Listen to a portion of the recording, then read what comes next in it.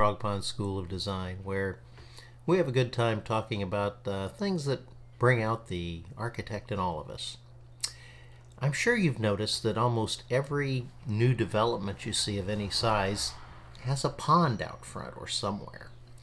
Do you know why that is? They can contribute to the aesthetics of the area, and if they're properly handled. But in most cases, they're mandated, and there's a reason for that.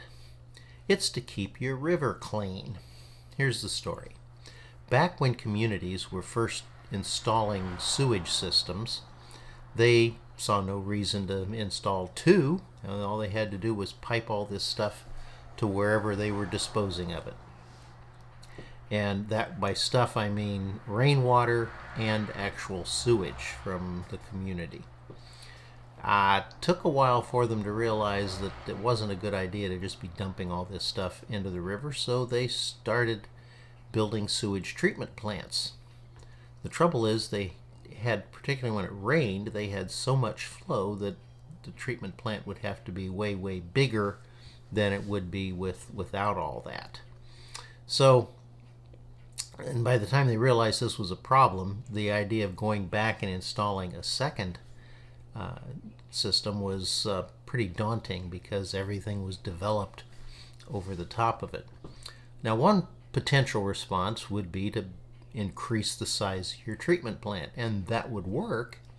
The problem is it would sit unused most of the time. Most of the capacity of that plant would sit unused maybe 90% of the time. It just depends on what the capacity is compared to the flow. And if you get a large rain event, you're going to get way more flow than most treatment plants can handle.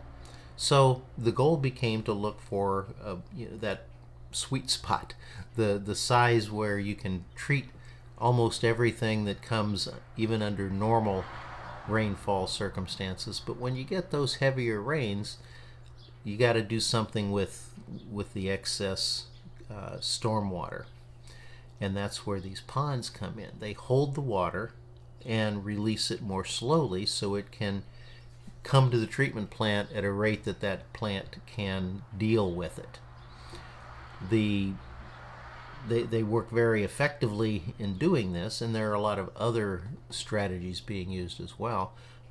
Some municipalities are actually building huge underground storage tanks to intercept the flow and hold it, and again release it as they can handle it.